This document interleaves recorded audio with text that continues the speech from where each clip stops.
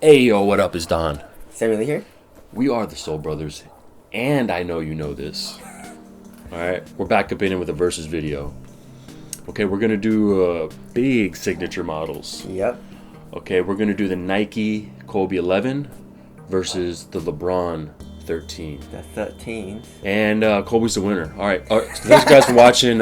Catch us next time. Make sure to follow, like, and subscribe. Oh shit. No, okay, let's hop in on it. The traction, I'm gonna start with the Kobe. The traction on the Kobe is just some kind of line type of pattern. I call it digital lines. All right, that's trademarked, by the way. It's a translucent outsole on my colorway. Some of the outsoles are different, obviously on different colorways. Some are solid, some are translucent. I have the translucent kind, and they were not great. In dusty areas, which we play in 24 hours, and I feel like they're cleaning it up a little bit in there. Yeah. But it has its bad days, right? It's never pristine, and it picks up a ton of dust. So on a clean court, you're gonna get some good traction, right? But on dusty conditions, even a little bit dusty conditions, it's just inconsistent. You'll get a wipe and it'll be really good for a second, and then you can just fully slip out. The word I would use for that traction is inconsistent. I would just use really bad. Okay, 2 words. Like, you get 1 word. Shitty. Shit. Okay, sorry, I didn't want to, you know. But yeah, anyways, no, it was. I'm trying to give it the benefit of the doubt. It's pretty bad. Yeah. Okay, it's pretty bad. If you're playing on a clean court, though, it's really nice. And also, some of you guys have told me that the BHM colorway, you guys got that one. It's a solid rubber outsole. The white one. Yeah. I probably would do better. Yeah, I don't know. But yeah, some of you guys are telling me it was really nice in those. So maybe it's all on the rubber compound that they use. But definitely just don't get the clear translucent outsole like we had. Yeah. You know, that one's really bad for us. So especially in dusty courts. All right. What about the LeBron? The LeBron 13 has it has straight lines, but then it's multi-directional because in the straight lines it gets angled in each pod. So I guess it's a multi-directional straight line pattern, I guess. And the traction is actually really nice. You stop really nicely. You stop pretty hard. The only problem was dust, but it was not as bad as the Kobe 11s. You just have to wipe a good amount if you're playing on a dusty court. And both of the tractions are super squeaky. So if you like squeaky tractions, then both of these are super squeaky. The Kobe 11 is a lot squeakier though. Right. So I would give the win to okay, so if you're playing on a clean court, they're both really nice. Kobe 11, I think you stop a little harder. If you're playing on a dusty court, Kobe 11, just don't even think about it and get the LeBron 13s, even though LeBron 13s aren't even that good. LeBron 13 for the win. Yeah. You know, right there.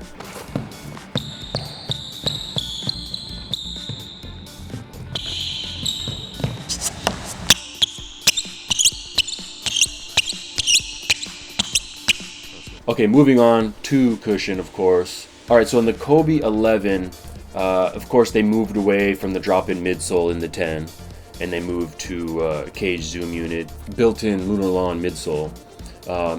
Now, they moved away from that a little bit, of course. In the Kobe 11, we have a drop-in Lunarlon midsole. They went back to what they were doing in the 9 a little bit, but they changed the tech a little bit. They added some free technology in the forefoot to help it bend easier. And they also put a pretty thick zoom unit in the heel, which is actually really nice. Okay, but the forefoot was extremely thin, even thinner than it was in the 9s, which was also a drop-in midsole. And it's almost too thin. Okay, you get a ton of court feel, and you feel super low to the ground. That's what's great about drop-in midsoles. But the forefoot was too thin in my opinion. However, the heel was amazing. Really nice, thick zoom unit. You could feel the bounce, great impact protection. And then what do we got in the LeBron? The LeBron 13 has the zoom pods, which I'm not a super big fan of, but it was actually really nice for me. I'm not sure how many zoom units were in it. There were 2 or 3 zoom units in the forefoot. The zoom pods, obviously, hexagonal zoom pods, and then a large zoom pod in the heel. And it wasn't that bad. You do get a good amount of impact protection. Not a super crazy amount of court feel because it is a LeBron shoe. But you do get a good amount of bounce, right? Zoom is super bouncy, and then I can actually feel it in the forefoot even though I'm light. So I felt it, and it was actually really nice. for me, I would prefer the Kobe 11, you know. But if I can combine them, I'll put the LeBron 13 zoom units in the forefoot and then have the zoom unit from the Kobe 11 in the heel. You know what I'm saying? With the lunar whatever. Yeah. Okay, so if you want forefoot cushion, definitely go to the LeBron 13s. The one thing I didn't like about the LeBron 13s is I felt the pods too much under my feet. And I don't like that. I like to have like a nice smooth transition, and I don't want to be thinking about stuff. I almost felt like a little unstable. Yeah. Right? And I wasn't into that at all. I would definitely go with the 11. Yeah. But yeah, if you want anything in the forefoot, there's nothing there in the 11 for you, you know? So we're going to give the win to the Kobe. Our preference, of course. And moving on to the uppers. Kobe 11. Kobe 11 for sure. Yeah. By a lot. Yeah, the Kobe 11 is their new fly-knit material backed with a TPU strand, so it's not super glued. It's not glued down at all, actually. It is a little stiff at first, but then... Yeah, I feel like the knit they use is real sturdy, real strong material, which is good. But then it breaks in really nicely, gets soft. But then LeBron 13, they use... It's like a... It's a bunch of fuse. It's a bunch and there's a bunch of posit on it. Exactly. So hyperposit, hyperfuse, and you know it's put together in a really, really strange way. Yeah. It's really cumbersome. Takes a ton of time to break in, and it's never gonna feel as soft as a Flyknit. Yeah, it never completely like molds to your foot, you know. So yeah, materials. It's definitely gonna Kobe 11. Yeah, for sure. Okay, now moving on to fit / support / lockdown. So the fit, Kobe 11. Kobe 11 for sure. 11, yeah. Kobe's are for me one of the best fitting shoes always. Exactly. The LeBron 13 had a very unusual lacing system where it doesn't have a tongue; it's a one booty upper. So when you lace up or when you tighten up the laces, the upper goes like this in front of or on top of your foot, and there's like this weird space. Well, it would be, somewhat chill. There's other shoes that do that. The problem is they put huge pieces of posit right there, right? Which is, posit is never going to bend like a cloth ever, right? So it's just, it just wasn't great. I don't know why they did that. Moving on to lockdown, that's going to go to the Kobe also. Definitely. I actually had a little bit of, just a little bit of slippage in the LeBron. Okay, and then support, that's going to have to go to LeBron, obviously. It is a very, very strong upper. So if you want a very strong upper, maybe you bigger guys, centers and stuff, that's one of the strongest uppers. And there is ankle support. And the Kobe, it's very supportive. There's obviously no support in the Kobe 11 because it's a low. And I doubt they're coming out with a high. That's the word on the street. Yep. So, okay, moving on. Ventilation, that's going to go to the Kobe as well. Definitely. Obviously, it's a low top. It's a knit. The upper is a lot more minimal, a lot thinner, and overall a pretty cool shoe. Pretty breezy.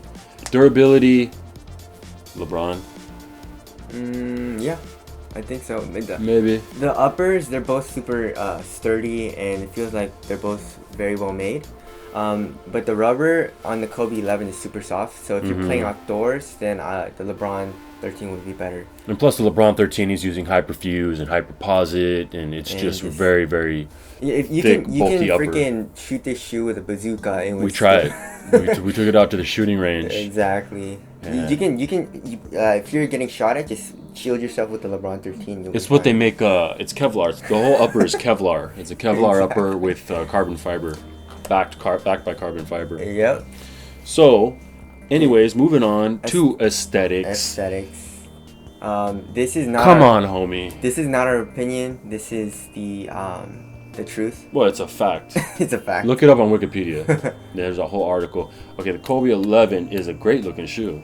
I love it. Soda sexy. Very nice. Very nice. Okay, but the LeBron is not so great. There's some dope colorways that are coming out, and it kind of grew on me. When I first saw it, I was horrified. I had nightmares and wasn't able to sleep for a week. But there's some pretty cool colorways, and it grew on me a little bit. I just don't think they're anywhere near the Kobe 11. Kobe 11 you can rock casually. It's a low, so you can rock it with jeans easily. It doesn't look super bulky. I think the Kobe 11 is really dope. So obviously that's just our opinion. Let us know what you guys think. Moving on to final thoughts. Let's go over the price. They're both $200. Yep. Basically. Yep. Okay, both are not cheap at all. I know. But I would absolutely go with the Kobe 11s over Yep. LeBron 13. Mm-hmm. And for all the reasons we just talked about, Yep. it's a pretty solid shoe. Both of them, I think, are a little overpriced. A little bit, just a little But, bit. you know. But then if you play on a dusty court regularly, just don't. Yeah, so definitely go with the Kobe 11. If you're gonna play on a dusty court, don't even think about the Kobe 11. So but there's a lot of people that do like the LeBron 13. Maybe like if you're a bigger guy and you want a lot of support. And we have like 10 seconds till our camera shuts off. We're going to say peace within 10 seconds. My name is Don. Peace. Later.